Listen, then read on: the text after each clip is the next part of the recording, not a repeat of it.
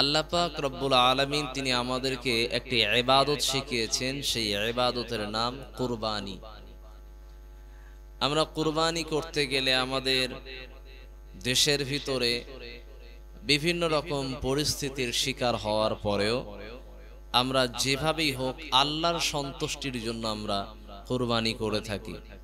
কুরবানি শব্দের অর্থ যদি আমরা লক্ষ্য করি তাহলে কুরবাতুন শব্দ থেকে এসেছে কুরবানি শব্দটি। কুরবাতুন শব্দের অর্থ হলো নিকটত্ব হওয়া, একেবারে কাছাকাছি আসা।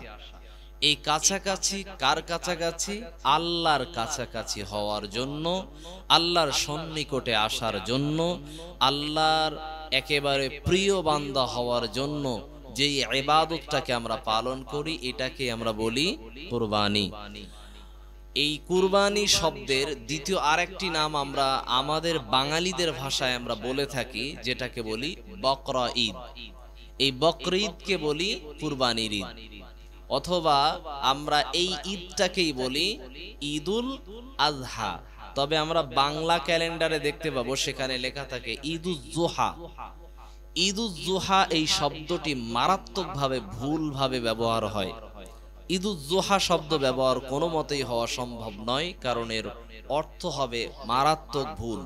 কারণ জুহা শব্দের অর্থ আমরা দেখতে পেয়েছি দুপুরের কাছাকাছি সময়ের আগের একটু অংশ, কিন্তু আমরা কুরবানির ঈদের নামাজ পড়ি স্বাভাবিকভাবে একটু বেশি সকালে না দেরি করে? কথা বলেন, বেশি সকালে। কিন্তু রমজান মাসের পরে যেই ঈদটা আসে এটাকে আমরা স্বাভাবিক একটু কি করে পড়ি? দেরি করে পড়ি, তাই না? তো যদি মনে হয় ঈদুল ফিতরের ঈদ অর্থাৎ রমজান মাসের যে ঈদটা হয় এইটাকে যদি বলা হয় ঈদুল জুহা অর্থাৎ পূর্বাহ্নের ঈদ, পূর্বাহ্নের সময় অর্থাৎ দুপুরের আগের সময়টাতে যে নামাজ পড়া হয় ওই সময়টাকে যদি ঈদের নামাজটা যদি গ্রহণ করতাম তাহলে সঠিক ছিল। তাহলে বাংলা ক্যালেন্ডার সহ বিভিন্ন জায়গাতে ঈদুল জুহা শব্দটা যে ব্যবহার করা হয়, এই জুহা শব্দটা কুরবানির ঈদের জন্য মারাত্মক ভুল। সঠিক কোনটা? ঈদুল আযহা। আযহা শব্দের অর্থ হলো কি? আযহা শব্দের অর্থ হলো জবাই করা। আযহা শব্দের অর্থ হলো নহর করা, যেটাকে বলা হয় ইয়াউমুন নাহার, অর্থাৎ কুরবানি করার ঈদ। আর যদি বাংলাতে আমরা আমাদের বাঙালিদের ভাষায় যেটা বলি বকরা ঈদ। বাকরা শব্দের অর্থ হলো গরু, আর ঈদ শব্দের অর্থ হলো ফিরে আসা। প্রতি বছর যেই খুশির সময়টা ফিরে আসে এই গরুর ঈদ নামে পরিচিত। আবার বলছি, বাংলাদেশ, পাকিস্তান এবং ভারত এই সমস্ত দেশের মানুষদের কাছে, মুসলিমদের কাছে বকরা ঈদ সম্পর্কে এদের কাছে পরিচিত, কারণ বেশিরভাগ মানুষ এই এলাকার এই অঞ্চলের বসবাসরত মানুষরা বেশিরভাগই কুরবানি করে থাকে ছাগল, গরু, দুম্বা, উট। এর ভিতর থেকে কোন পশু বেশি? কোনটা? গরু। কোনটা? গরু বেশি জবাই করে। এই কারণে এই ঈদটাকে এশিয়া মহাদেশের এই তিনটি দেশের ভিতরে এদের কাছে কুরবানির ঈদটাকে বাঙালি এবং অন্য ভাষার মানুষদের কাছে এই ঈদটার নাম বকরা ঈদ। বকরা মানে গরুর ঈদ। এটাকে কি বলে? গরুর ঈদ। এবারে আসি, আল্লাহ পাক রব্বুল আলামিন বিশ্বনবী সাল্লাল্লাহু আলাইহি ওয়াসাল্লামের ব্যাপার নিয়ে তিনি কি বলছেন? আল্লাহর রাসূল সাল্লাল্লাহু আলাইহি ওয়াসাল্লাম তিনি যখন কোরআনের দাওয়াত দিতেন, কালেমার দাওয়াত দিতেন, সে সময়ে বেঈমান কাফেররা বিশ্বনবীকে প্রথমে টর্চার করত কি দিয়ে? প্রথমে টর্চার করত তারা মানসিকভাবে কষ্ট দিত। নাম্বার 2, মানসিকভাবে কষ্ট দিয়ে যখন তারা সফল হলো না, এরা তখন ওই সময়ে চেষ্টা করলো যে এই মানুষটাকে মানসিক কষ্ট দিয়ে তো থামানো যাচ্ছে না, তো এর উপরে চেষ্টা করা যাক পাশবিক নির্যাতন করা যায় কিনা, শারীরিক নির্যাতন করা যায় কিনা। এটা নিয়ে তারা মারাত্মকভাবে ষড়যন্ত্র করতে শুরু করলো। এবারে মানসিক নির্যাতনের যে চেষ্টা, যে প্রচেষ্টা তারা করেছিল সেটা কেমন কেমন ছিল। এক, বিশ্ব নবীকে বলা হয়েছিল কি, পাগল। আল্লাহ এটার প্রতিবাদে বলেছিলেন ওমা সাহিবুকুম বিমাজনুন। সূরাতুল কলামের ভিতর আল্লাহ পাক রব্বুল আলামিন তিনি তার প্রতিবাদ করেছিলেন, তোমাদের সাথী তিনি কোনো পাগল নন।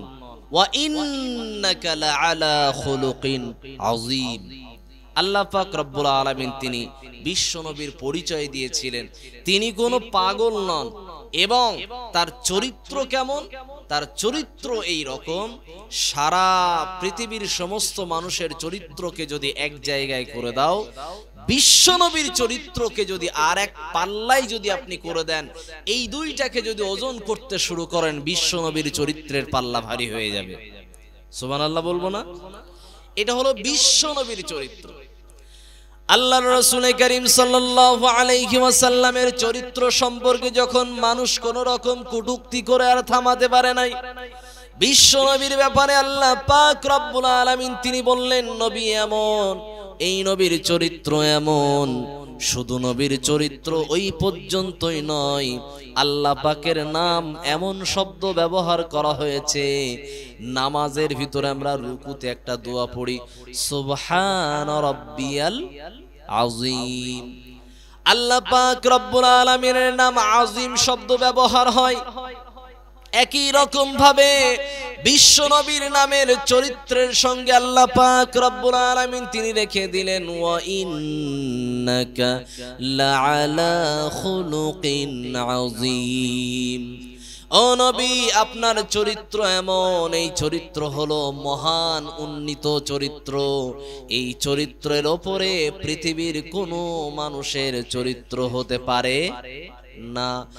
এটাকে নিয়ে আল্লাহ পাক রব্বুল আলামিন অন্যত্রে তিনি বলেন লাকাদ কানা লাকুম ফি রাসূলিল্লাহি উসওয়াতুন হাসানাহ। নবীর চরিত্র এমন, ওই নবীর চরিত্র সারা পৃথিবীর মানুষ যদি উসওয়াতুন হাসানা হিসাবে মেনে নেয়, তাহলে নবীর জন্য ওটাই যথেষ্ট হয়ে যাবে। সারা পৃথিবীর মানুষ যদি মনে করে তার আমি চুল কাটিং কার আমি পালন করব, কুরবানির 10 দিন আগে কিছু কিছু মানুষ এসে প্রশ্ন করতে থাকে দাড়ি আর চুল এই সময় কাটা যাবে কিনা। রমজান মাসে হুজুরদের কাছে মানুষ, মুসলমানরা এসে জিজ্ঞাসা করে, মুসলমানের বাচ্চা এসে জিজ্ঞেস করে দাড়ি কাটা যাবে কিনা, চুল কাটা যাবে কিনা, নখ কাটা যাবে কিনা। এটার জন্য আপনি কেন জিজ্ঞাসা করেছেন? কারণ আপনার ভিতরে নবীর সুন্নত মানার জন্য আগ্রহ তৈরি হয়েছে। মেনে নিলাম এই ব্যাপারে আপনি কুরবানি করেছেন, আপনি ত্যাগ স্বীকার করেছেন, 10 দিন যাবত আপনি নখ চুল কাটা থেকে বিরত থাকবেন।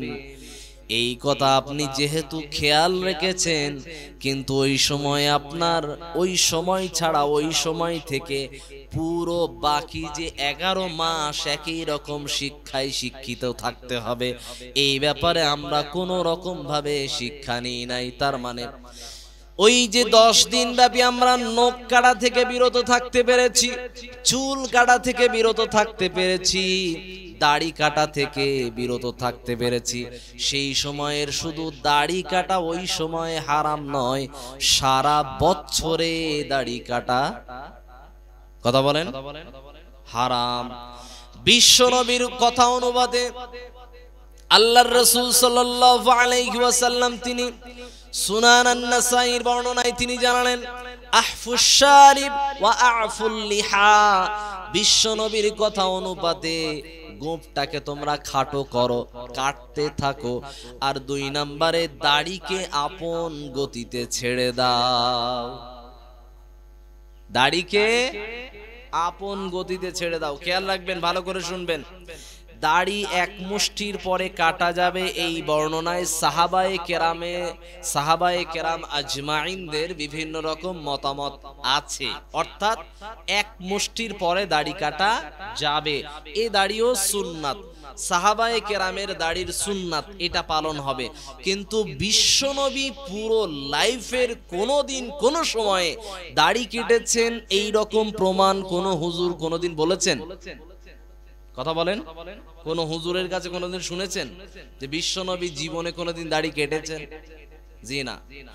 বিশ্বনবীর যদি সুন্নত পালন করতে চান, নবীর প্রতি যদি মুহাব্বত থেকে থাকে, কবরে যদি গিয়ে আপনার চিহ্ন যদি দেখাতে যান, প্রথম দেখাতেই কবরের যারা ফেরেশতা তারা বুঝে যাবে যে আপনি মুসলমান, আপনি মুহাম্মাদের উম্মত সাল্লাল্লাহু আলাইহি ওয়াসাল্লাম, তার উম্মত না অন্য কারোর অনুসারী। এটা বোঝানোর জন্য আপনার মুখে চিহ্ন থাকবে, তার নাম দাড়ি। এক। দুই নম্বরে আমি আপনাকে বোঝাতে চাচ্ছিলাম আপনার গোঁফকে খাটো করতে হবে। আমরা চেষ্টা করেছি গোঁফটাকে রাখা আর দাড়িটাকে কাটা। এটা কি আমাদের মুসলিমদের কালচার? জি না, এটা আমরা অন্যদের কাছ থেকে শিখেছি। এবারে আসেন, দাড়ি রাখা ফরজ কতটুকু? বিভিন্ন ইমামদের মতামত হলো এটা, অন্তত আমার দাড়ি রাখলে বোঝা যাবে যে আমি পুরুষ, আমার নাম কি পুরুষ, এইটা বোঝা যাবে, এইটুকু অন্তত দাড়ি রাখতে পারেন। তার মানে মোটামুটি হাফ ইঞ্চি 1 ইঞ্চি রাখা যাবে। এই মর্মে আমরা দেখতে পাবো মিশরের মানুষ যারা বসবাসকারী এবং সৌদি আরব অর্থাৎ পুরো আরব কান্ট্রিতে যত মানুষ বসবাস করে তাদের দাড়ি কিন্তু আমাদের মতো ভারত, বাংলাদেশ, পাকিস্তানের উলামা এবং সাধারণ আল্লাহওয়ালা আল্লাহর ওলি ব্যক্তিদের মতো তাদের দাড়ি থাকে, দেখা যায় খুব কম। তাদের দাড়ি দেখা যায় খুবই ছোট ছোট, তাই না? এই দাড়ি রাখাটা কি, এই যে ছোট ছোট দাড়ি রাখা, এটা কি ফরজ? দাড়ি কাটতে পারে কিন্তু অন্তত যে পুরুষত্ব দেখা যাবে যে পুরুষ আমি, এইটা পরিচয় বহন করবে, এটা রাখা অন্তত ফরজ। এই বাবু, একদম কথা বলা যাবে না। আমি কোরআন হাদিসের কথা বলছি, কোরআন হাদিসের কথা বলার সময় একটুকু কথা বললে গুনাহ হবে। যদি কথা বলতে হয় আমার সাথে বলতে হবে, ঠিক আছে? আমি কি বোঝাতে পেরেছি? যদি মনে হয় গল্প করবে তাহলে প্যান্ডেল থেকে বাইরে গিয়ে গল্প করে 10-20 মিনিট একেবারে গল্প সেরে নিয়ে এখানে এসে বসতে হবে, তাহলেই নেকি হবে, তাহলেই নেকি হবে, ঠিক আছে? আর গল্প হবে? হ্যাঁ, ঠিক আছে। আল্লাহ পাক রব্বুল আলামিন আমাদেরকে শেখালেন নবীকে অনুসরণ করতে। আমরা চুল কাটা শিখেছি কাকে দেখে? না শাহরুখ খানকে দেখে চুল রাখতে হবে, না ভাইজানকে দেখে চুল রাখতে হবে। ভাইজান মানে আমাদের আব্বাস ভাইজান না, ভাইজান মানে আমাদের এই যে এলাকার ভাইজান তিনি না, আমাদের রাজনীতি পর্যায়ের যে ভাইজান উনিও না। আমরা ফলো করেছি ভাইজান মানে সালমান খান, তাকে দেখে নাকি চুল কাটা রাখতে হবে। আমরা ফলো করেছি চুল রাখতে হবে, দাড়ি রাখতে হবে কাকে দেখে? না কোহলিকে দেখে, না কাকে দেখে? না আইপিএল এর রিঙ্কু সিংকে দেখে দাড়ি রাখতে হবে, না বিরাট কোহলি সহ যত অন্যান্য আইপিএল এর প্লেয়ার আছে তাকে দেখে আইডল মনে করে, আইডিওলজি মনে করে আমি তাকে অনুসরণ করে চুল এবং দাড়ি রাখা প্র্যাকটিস করেছি। আমি কি প্র্যাকটিসিং মুসলিম? আমি বলতে চাইছিলাম বিশ্বনবীকে অনুসরণ করতে পারলে, যদি আমি আর আপনি বিশ্বনবীকে অনুসরণ করি, আল্লাহ বলছেন কি, মান ইউতিইর রাসূল ফাকাদ আতা আল্লাহ। কোন ব্যক্তি যদি ডাইরেক্ট নবীকে যদি অনুসরণ করে সেই ব্যক্তি সরাসরি আল্লাহকে অনুসরণ করলো। একটু সুবহানাল্লাহ বলবো না? নবীকে অনুসরণ করার ভিতরে জান্নাত রয়েছে, নবীকে অনুসরণ করার ভিতরে জীবনের গুনাহ খাতা মাফ হওয়ার ব্যবস্থা রয়েছে। পৃথিবীর কোন মানুষকে অনুসরণ করার আপনি করতে পারেন, পৃথিবীর কোন শায়েখকে আপনি অনুসরণ করতে পারেন, পৃথিবীর কোন পীরকে আপনি অনুসরণ করতে পারেন, পৃথিবীর কোন আল্লাহওয়ালা আলেমকে আপনি অনুসরণ করতে পারেন, কিন্তু অন্ধভাবে যদি অনুসরণ করতে হয় ওই ব্যক্তির নাম মুহাম্মাদুর রাসূলুল্লাহ সাল্লাল্লাহু আলাইহি ওয়াসাল্লাম।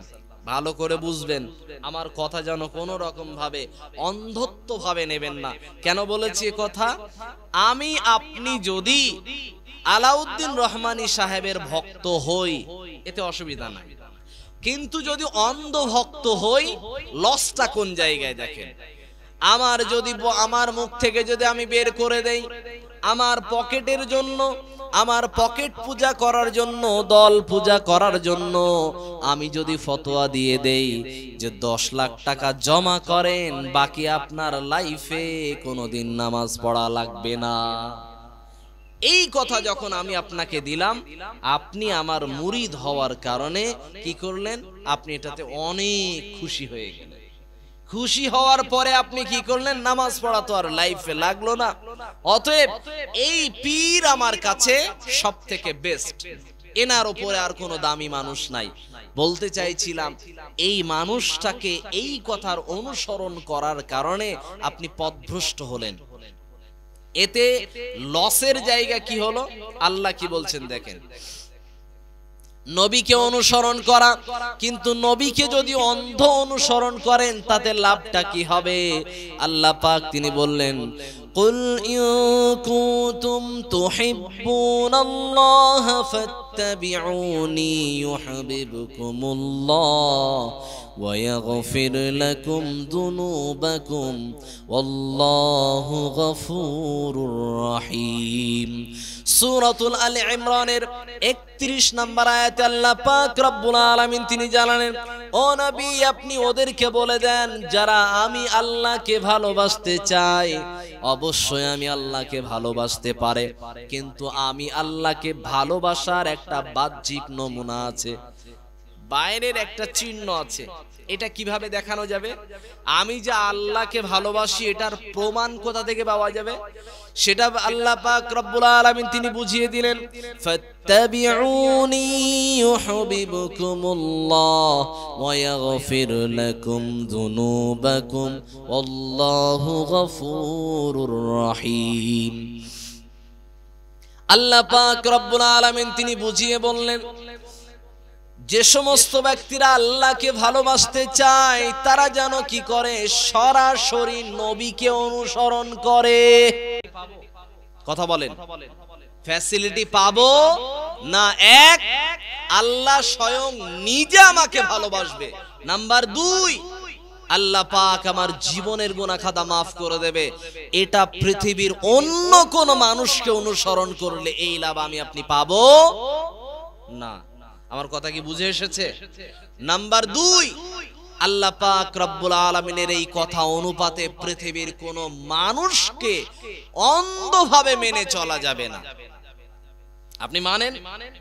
ইমাম আবু হানিফা রাহিমাহুল্লাহকে আপনি মানবেন, ইমাম শাফিঈ রাহিমাহুল্লাহকে আমি মানবো, ইমাম মালিক রাহিমাহুল্লাহকে আপনি মানবো, ইমাম আহমদ বিন হাম্বল রাহিমাহুল্লাহকে আপনি মানবো, কিন্তু মানবো ততক্ষণ ইযা সাহাল হাদিস ফাহুয়া মাযহাবি, যতক্ষণ পর্যন্ত ওই ইমামের কথা, ওই আলেমের কথা, ওই পীরের কথা, ওই মুরব্বির কথা, ওই আল্লাহওয়ালার কথা, ওই শায়েখের কথা যতক্ষণ পর্যন্ত নবীর তরিকা অনুপাতে থাকবে ততক্ষণ তাকে অনুসরণ করব।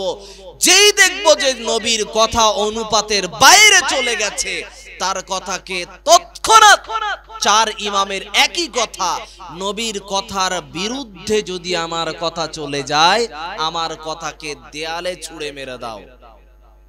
আমি কি কথা বোঝাতে পেরেছি? এটা ইমামরা স্বয়ং নিজে বলেছে। এখন আমাদের দায়িত্ব হলো সমাজের ভিতরে যত ইবাদত করি সমস্ত ইবাদতকে পাঠিয়েছেন কে বলেন তো? কে? আল্লাহ। নাম্বার 2, ইবাদত শিখিয়েছেন কে? কে শিখিয়েছেন?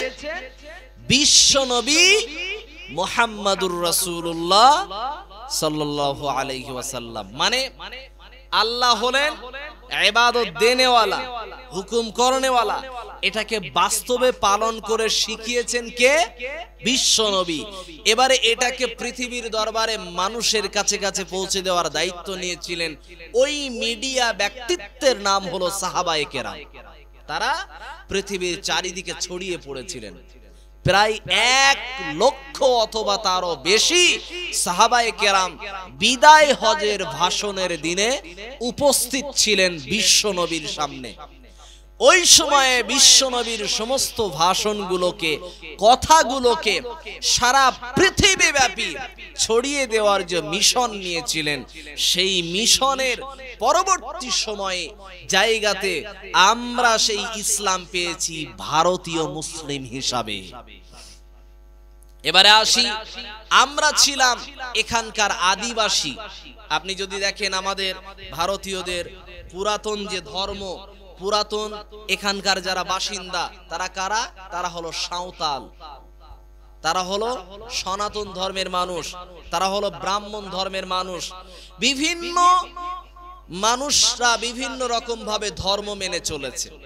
আমি আপনাকে বোঝাতে চাচ্ছিলাম এই যে ধর্ম মানার যে ব্যাপারগুলো,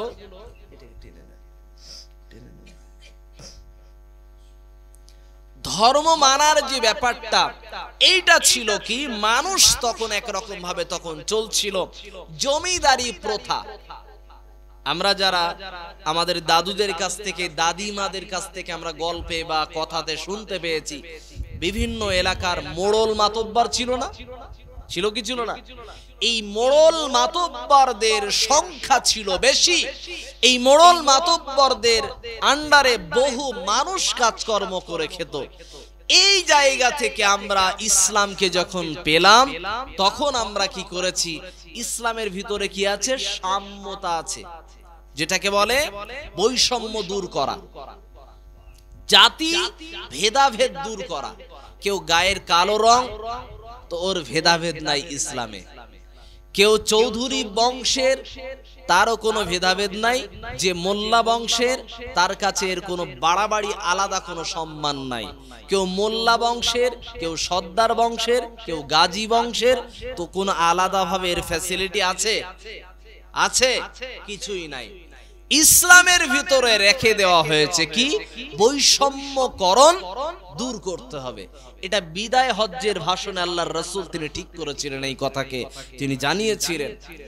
আরবদের উপরে অনারবদের কোনো আলাদা কোনো ফ্যাসিলিটি নাই, আল্লাহর রাসূল এটা জানিয়েছিলেন।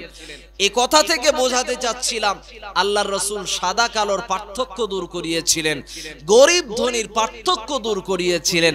আল্লাহর রাসূল যে সমস্ত মানুষদের ভিতরে শ্রেণী ভেদাভেদ, যে তুমি আমার বাড়িতে কাজ করতে পারবে কিন্তু বারান্দায় পর্যন্ত উঠতে পারবে না, আমার বাড়ির কোনো থালা ঘটি বাসনে খেতে পর্যন্ত পারবে না, এই যে বৈষম্য, এই জাতি বৈষম্যকে বিশ্বনবী তিনি তাচ্ছিল্য করে তিনি উড়িয়ে দিয়েছিলেন এবং তিনি সমাজের ভিতরে সাম্য তৈরি করেছিলেন, মানুষের ভিতরে ভালোবাসা তৈরি করেছিলেন।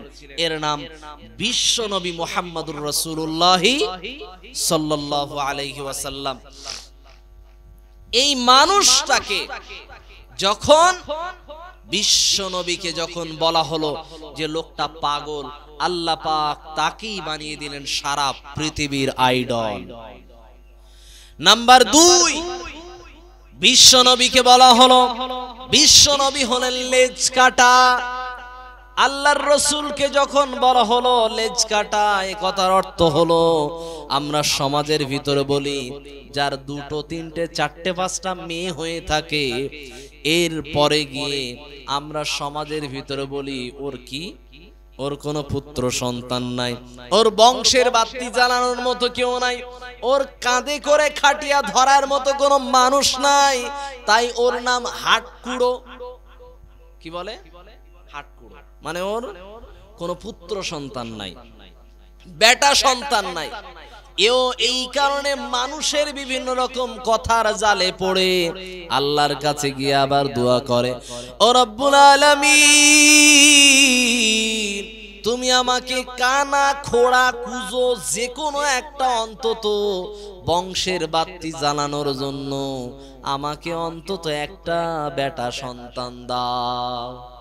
আল্লাহর কাছে আপনি আমি এই দোয়া যদি করে থাকি, দোয়ার ভিতর অনেক বড় ভুল হয়েছে। আল্লাহর কাছে বেটা সন্তান চাওয়ার প্রয়োজন নাই, কারণ বেটা সন্তান অনেক পৃথিবীতে আমরা দেখতে পেয়েছি। বাবা কষ্ট করে স্ট্রাগল করে অনেক ক্লান্ত হয়ে পরিশ্রম করে বিশাল ধন সম্পদ বানিয়েছে, আর বেটা সন্তান সেগুলোকে সব ধ্বংস করে দিয়েছে।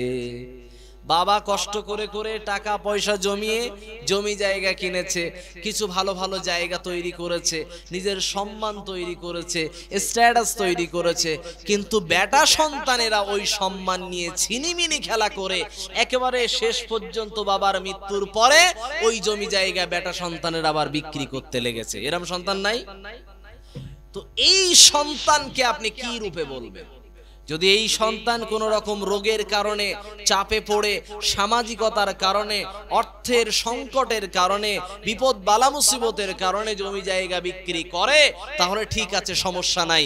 কিন্তু যদি জুয়ার আড্ডায় বসে, যদি এই ছেলেটা তাস খেলা করে, এই ছেলেটা যদি এই পর্যন্ত হুকো টানে, যদি মদ খাওয়ার জন্য, টিকিট কাটার জন্য এবং আইপিএল এর বিভিন্ন রকম ড্রিম 11 বলেন এবং বিভিন্ন রকম যত কিছু এর জুয়া আছে, A23 আছে, আরো অনেক জুয়া আছে, অনলাইন জুয়া, যেগুলোতে এরা ডুবে গিয়ে লক্ষ লক্ষ টাকা পর্যন্ত এরা এটার ভিতরে সম্পূর্ণ ধ্বংস করে দিচ্ছে।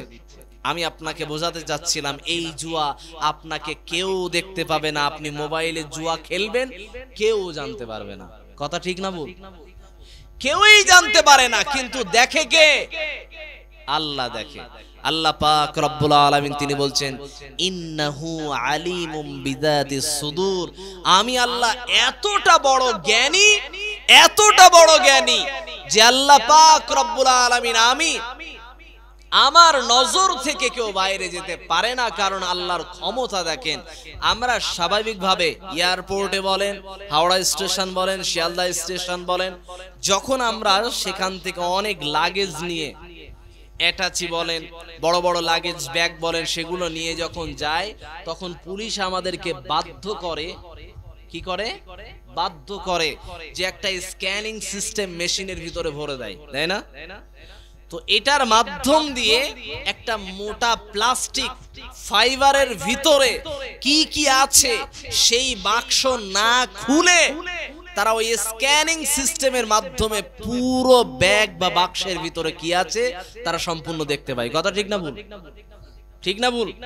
তো এই জায়গাতে মানুষের তৈরি করা মেশিন দিয়ে যদি স্ক্যানিং সিস্টেমে যদি মানুষের বাক্স না খুলে যদি সব কিছু ধরা পড়ে যায়, আল্লাহর দৃষ্টি কত সূক্ষ্ম, আল্লাহর বিচার বিচক্ষণতা কত ভালো, কতটা শক্তিধর হতে পারে। যেই আল্লাহ মানুষকে ব্রেন দান করেছেন, যেই আল্লাহ মানুষকে বুদ্ধি দান করেছেন, ওই বুদ্ধি ওই ব্রেনের দ্বারা মানুষ মেশিন তৈরি করে নিয়ে কি করলো? স্ক্যানিং সিস্টেমের মেশিন তৈরি করলো, ব্যাগ বাক্স না খুলেই সব দেখে নিল।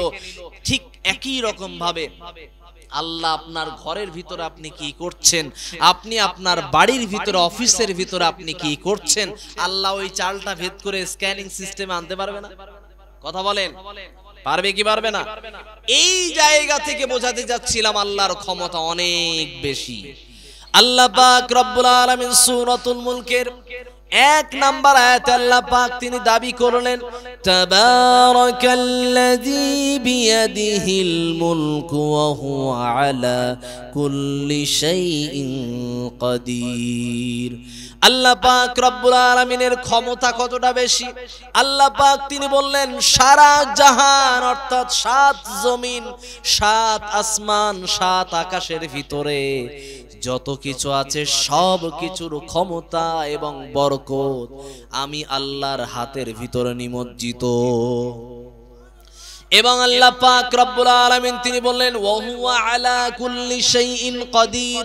অন্যত্রে আল্লাহ বললেন ইন্নাল্লাহা আলা কুল্লি শাইইন কাদির। আল্লাহ পাক তিনি বললেন পৃথিবীতে যত শক্তি আছে, আসমানে যত কিছু শক্তি আছে, সমস্ত শক্তির উপরে আমি আল্লাহর শক্তি কাজ করে।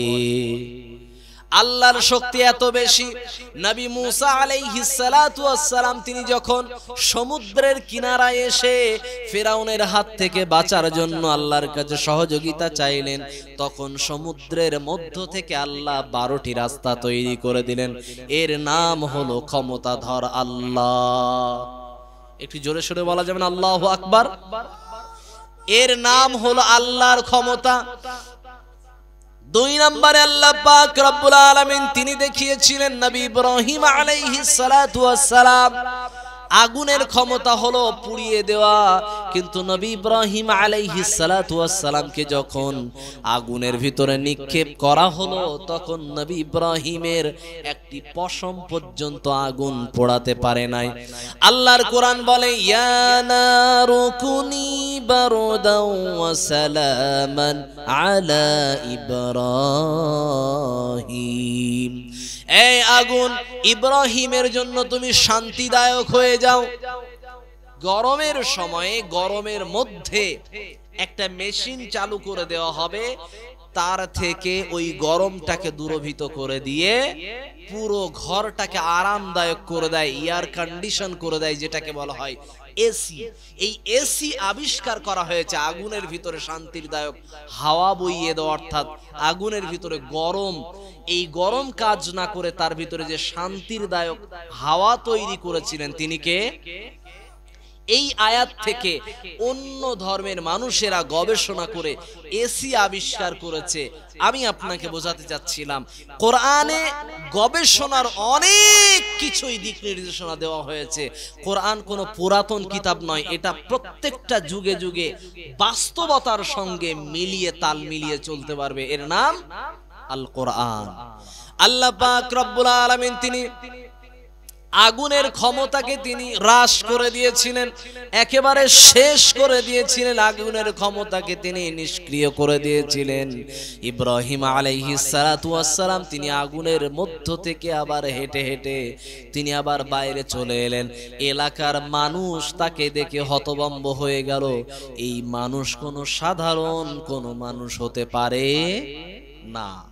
এরপরে তার প্রতি অনেক মানুষ ঈমান আনার জন্য প্রচেষ্টা করেছিলেন। বেঈমান কাফেরের আবার চাপে পড়ে, আবার বিভিন্ন রকম ষড়যন্ত্রে পড়ে তারা ইসলামকে তারা গ্রহণ করেনি, ঈমান তারা আনেনি।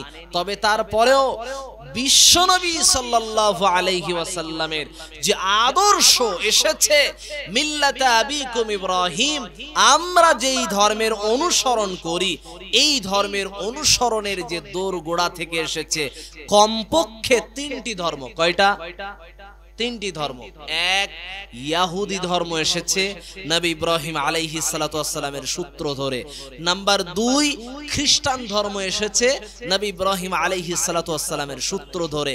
নাম্বার 3, মুসলিমদের যে ধর্ম এসেছে, এই ধর্মটা ইসলামিক কালচার যে ধর্ম এসেছে, এই কালচার এসেছে কোথা থেকে? নবী ইব্রাহিম আলাইহিস সালাতু ওয়াস সালামের কাছ থেকে। ইব্রাহিম আলাইহিস সালাতু ওয়াস সালামের বিভিন্ন নামটা বিভিন্ন ধর্মে বিভিন্ন রকম নাম দেওয়া হয়েছে। আমাদের কিতাবে নাম দেওয়া হয়েছে ইব্রাহিম, খ্রিস্টানদের কিতাবে নাম দেওয়া হয়েছে আব্রাহাম। কি নাম? আব্রাহাম। আবার অন্যান্য ধর্মের মানুষের ভিতরে, তাদের ধর্মের ভিতরে আরো অন্যান্য নাম দেওয়া হয়েছে। তাই সুলাইমান নবীর নাম আমরা যদি দেখি, কোরআনে নাম আমরা পেয়েছি কি নাম? সুলাইমান আলাইহিস সালাতু ওয়াস সালাম। অন্য ধর্মের ভিতর আমরা দেখতে পাচ্ছি সুলাইমান নবীর নাম সুলাইমান নাই, তার নাম আছে কি? সোলেমান। কি নাম? সোলেমান। অথবা নাম দেওয়া হয়েছে সালমান। আমি বোঝাতে যাচ্ছিলাম আল্লাহ পাক রব্বুল আলামিন তিনি বিশ্ব নবীকে যখন বেঈমান কাফেররা তারা যখন কষ্ট দেওয়ার জন্য নবীকে আন্তরিকগতভাবে যখন কষ্ট দেওয়ার কথা তারা চেষ্টা করলো, তারা নবীকে কি বলল? লেজ কাটা, হাটকুড়ো তারা বলতে শুরু করলো। কারণ নবীর কোনো পুত্র সন্তান নাই। আর কি ছিল? 4টি কন্যা সন্তান ছিল। কয়টা? 4টি কন্যা সন্তান থাকার কারণে আল্লাহ পাক রব্বুল আলামিনের নবীকে সমস্ত মক্কার লোকেরা বিভিন্ন রকম ভাবে কটূক্তি করতে শুরু করেছিল। কি বলে? যে এই কথা বলে নবী হলেন একজন লেজ কাটা। সকলে পড়ি নাউজুবিল্লাহ। আল্লাহর নবীকে যখন এভাবে সম্বোধন করা হচ্ছে, চলছে, আল্লাহ পাকের নবী তখন দুঃখে দুঃখিত হলেন। তিনি আল্লাহর কাছে কান্নাকাটি করতে থাকলেন। এক তো 2 থেকে 3টি সন্তান, পুত্র সন্তান মারা যাওয়ার ব্যথা বেদনা অন্তরে জর্জরিত হয়ে আছে। তার উপরে বেঈমান কাফেররা আবার বলতে থাকে যে নবী হলেন লেজ কাটা, তার কোনো পুত্র সন্তানকে আল্লাহ বাঁচিয়ে রাখে নাই। আল্লাহর নবী সাল্লাল্লাহু আলাইহি ওয়াসাল্লামের ব্যাপারে যখন এভাবে বললেন, আল্লাহ পাক রব্বুল আলামিন তখন বিশ্ব নবীকে সান্ত্বনা দেওয়ার জন্য, নবীকে খুশি করার জন্য এবং বেঈমান কাফেরদের প্রতিবাদে তিনি একটি সূরা নাজিল করলেন। ওই সূরার নাম হলো সূরাতুল কাউসার। আল্লাহ পাক তিনি বললেন, ইন্না আ'তাইনাকাল কাউসার। সকলে পড়েন, একেবারে সহজ সূরা। ইন্না আ'তাইনাকাল কাউসার ফাসাল্লি লিরাব্বিকা ওয়ানহার ইন্না শানিআকা হুয়াল আবতার। আল্লাহ পাক রব্বুল আলামিন তিনি বলেন, ইন্না আ'তাইনাকাল কাউসার, নিশ্চয়ই ও নবী আপনাকে আমি আল্লাহর পক্ষ থেকে হাউজে কাউসারের দায়িত্ব না আদমকে দেওয়া হবে, না দামি নবী নূহকে দেওয়া হবে, না সব থেকে বিখ্যাত নবী ইব্রাহিমকে দেওয়া হবে, না বানি ইসরাইলদের ভিতরে সব থেকে দামি নবী ইসহাক আলাইহিস সালাতু ওয়াস সালামকে দেওয়া হবে, না নবী মুসাকে দেওয়া হবে, না সুলাইমান, না দাউদ, না ঈসা, না ইলিয়াস, না কোন নবীকে দেওয়া হবে। খুব পৃথিবীর যত নবী এসেছে কোন নবীকে হাউজে কাউসারের পানির দায়িত্ব দেওয়া হবে না।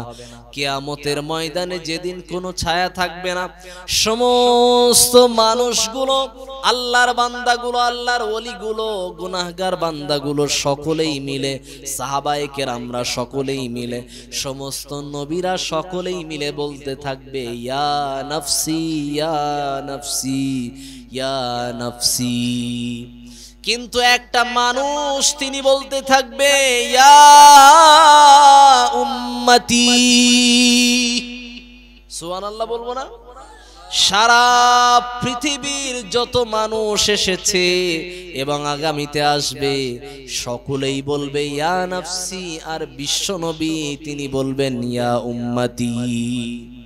তিনি উম্মতের কথা চিন্তা করে কোনো কথা তিনি আর বলবেন না, না বাবার কথা, না মায়ের কথা, না বংশের কথা, না কোনো সন্তানদের কথা, না পুত্রদের কথা, না কন্যাদের কথা, না নাতিপুতিদের কথা, না জামাইদের কথা, না সাহাবাদের কথা, সমস্ত উম্মতকে নিয়েই তিনি আল্লাহর কাছে তিনি সহযোগিতা পাওয়ার জন্য, সুপারিশ পাওয়ার জন্য তিনি আল্লাহর কাছে তিনি দয়া ভিক্ষা চাইবেন।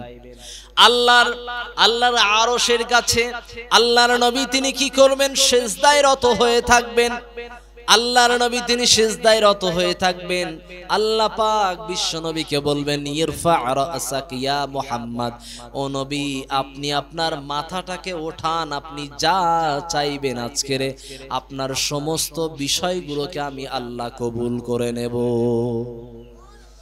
নবীর কথা সমস্ত নবীদেরকে সুযোগ দেওয়া হয়েছিল পৃথিবীতে যত কিছুই চাইতে পারো, কিন্তু আমার নবী পৃথিবীতে দোয়া করেছিল, কিন্তু গ্যারান্টি যেটা আল্লাহ কবুল করবে এই কথাটার একটা সূত্রে বিশ্ব নবী তিনি এটাকে বাকি রেখেছিলেন, তিনি কিয়ামতের জন্য বাকি রেখে দিয়েছেন। কাদের জন্য? উম্মতে মুহাম্মাদির জন্য।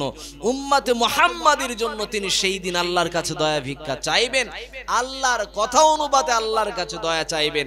এবং আল্লাহ পাক রব্বুল আলামিন তিনি ওয়াদা করেছেন, মান যাল্লাযী ইয়াশফাউ ইনদাহু ইল্লা বিইذনিহি। আয়াতুল কুরসির বর্ণনায় আল্লাহ পাক রব্বুল আলামিন তিনি কোরআনের ভিতরে তিনি জানালেন, কিয়ামতের ময়দানে যেদিন বিশাল